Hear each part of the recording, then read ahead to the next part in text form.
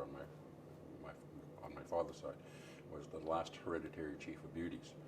It was in 1952. He was finally removed, and they went to the election system. Traditional governance, in my estimation, means basically relying on moral persuasion to get people to conform, as opposed to codified laws and stuff, policies like that. And that was the way our people lived. Everybody lived for the greater of the whole community, as opposed to individuals. Egos were not part of the picture, and they had their own ways of negative reinforcements and positive reinforcements, and everybody knew their role. The roles and the responsibilities of the leadership and the community members was identified, and it was not codified. And of course, rights and obligations of membership and leadership was also in place, but again, not codified. So that to me is traditional governance, where everybody works for the good of the whole with no laws. In this day and age, the only form of traditional governance that we may have is through the Indian Act. And Indian Affairs has managed to take all our concepts. For example, at Beardy's, they told us, well, you put in an election code under the Indian Act, and we'll approve it, and you have banned custom. Well, that's not what my understanding is. I mean, it's a bit of an oxymoron, if you ask me. So these are the things that I understand about traditional governance, is that it's moral persuasion, unwritten laws, but now Indian Affairs has moved in and taken the whole concept and has basically destroyed any concept of traditional governance that we may have. So in order for us to get back to any semblance of traditional governance, we have to take control of our own destiny at the community level, as individuals, as leadership. Our youth right now are in no man's land. They're confused, they don't know which way to go. We have our traditionalists, our people saying this is how it should be, this is the way it used to be, and we've got, of course, contemporary values and whatnot coming into play, and it just absolutely puts our youth in a quandary. One of the things that could be done, I guess, is each First Nation develop a band constitution.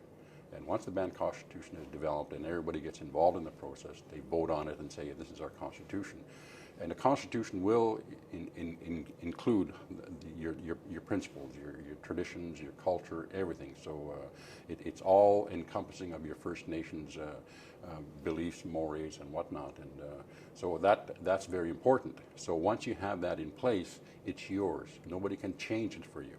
Okay, so when you have that in place, you could probably say to government, and I know I would say to government, okay, now we're ready to negotiate a governance deal. Okay, if you can give us a governance deal, because our constitution, based on our values and mores and principles, will impact on the kind of governance agreement we have in place. Right now, governance agreements are always the other way around.